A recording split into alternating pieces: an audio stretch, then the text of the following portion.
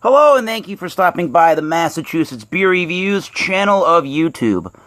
I am Thomas Metal 75, and this is your Massachusetts Beer Review. And today is a Massachusetts beer from a company I've not heard of before, and a beer, obviously, since I've never heard of them, I've never seen this beer until recently on Wednesday when I was at a local beer store close to where I work on Route 1 in Massachusetts. There goes the air conditioner. This is the Fort Hill Brewery. This is their Jigsaw Jazz Double IPA. Has all these puzzle-looking pieces on it. Jazz guy playing saxophone. 12 fluid ounce can. I guess that's, what is that, 355 milliliters. Tell me rest of the world outside of the United States. Now, I say this is the Fort Hill Brewery, which is located in East Hampton, Massachusetts, which is known as the Berkshires. But legally, it says, and I looked it up, and it is a registered trademark, an LLC company.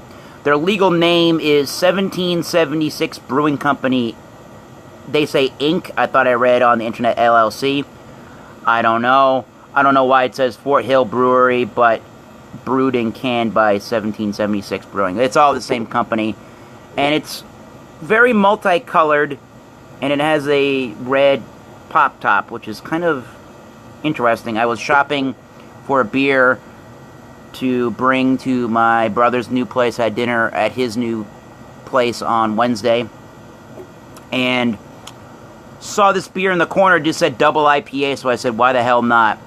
I'm going to put it in a oversized kind of my shipyard snifter glass, because it's 9.3%. I want to open it up a little bit, swirl it around a little bit. It is, again, 9.3% alcohol by volume.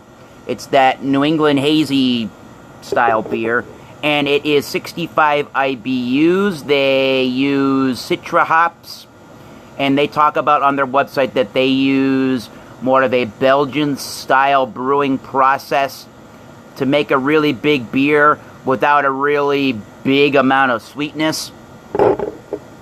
And their website, and this is foaming, bubble, and their website talks about that they were founded in 2014, the Fort Hill Brewery, and the reasoning, they chose East Hampton, Massachusetts. Simply put, water. So they must either have a good mineral composition in their water in East Hampton, or it just might have a clean taste. There's something about the water that's intriguing to the brewers. Alright. There's your Jigsaw. You can't read the name. But there's the... Let's show the Jazz Man. Why the hell not? There he is. Alright, Jigsaw Jazz. If you can't tell this is New England, you can now. Very big, orangey, hazy look to it. You can't even see through it. I've had it once. I had it once the other day. I don't remember what it looked like, if it had the sediment or not, but I'm not really seeing... Yeah, there is some floating particulates, but you have to really look at it to see that. This is definitely a bone white head that you expect on these IPAs. And yeah, big tropical, juicy grapefruits, pineapples, oranges, mangoes. Might be a bit of a lemoniness in there. Big sweetness. There's not a huge nose of 9.3, but there's a distinction to me in the nose that it definitely is a bigger beer.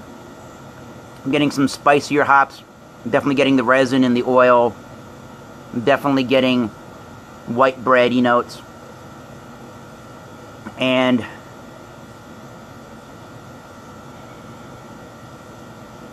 that's about it. Resin and tropical juice hops. Cheers. Smells like a New England IPA, but let's do it on camera. Jigsaw Jazz from Fort Hill Brewery.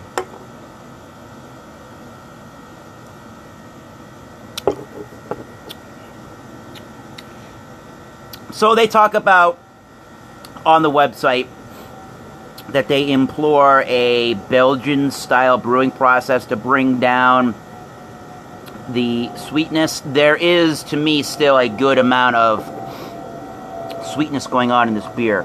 And for me, I don't know if I could have determined it was 9.3%, but it definitely is tasting like a imperial-style beer.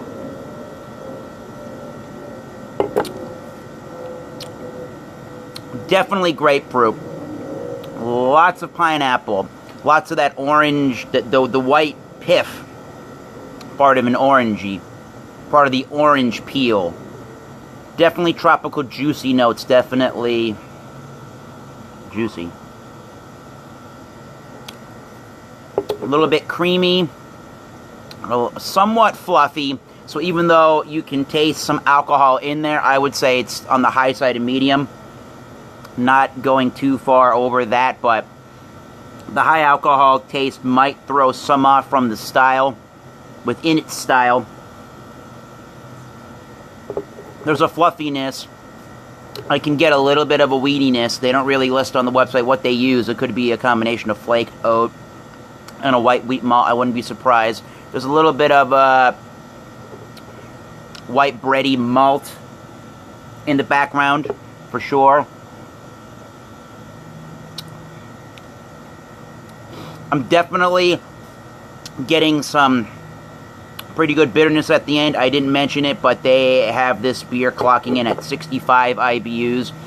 And there's definitely a lot of resin and oil qualities lingering around for some time, and it's still enveloping in the palate right now. Definitely making me salivate. It's definitely a chewier IPA, bigger beer. What else can I tell you?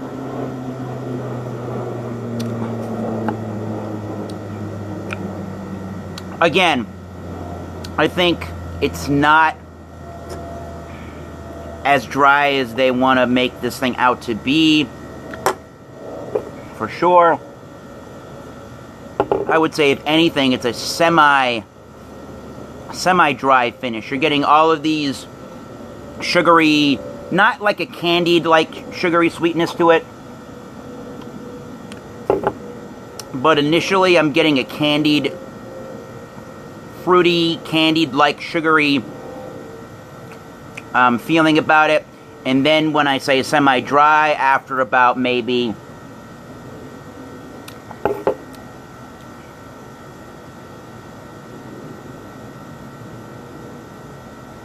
almost 10 seconds is by the time it eventually ends up drying out.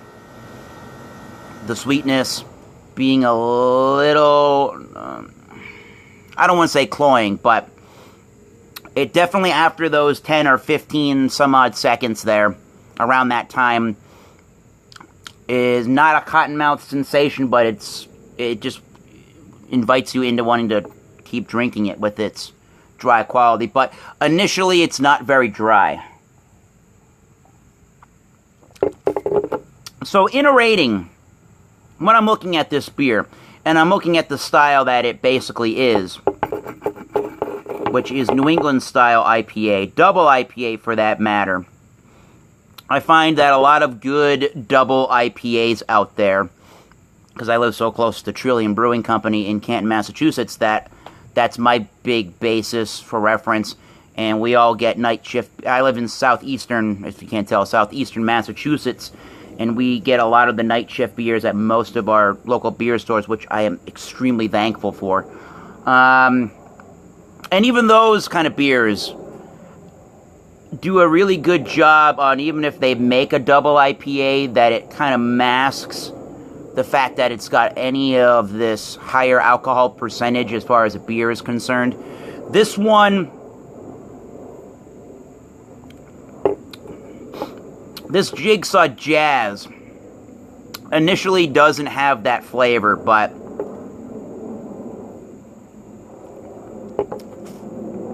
once you swallow the beer, do you get the vapor, a little bit of a vapor, a phenol alcohol kind of a sensation to it.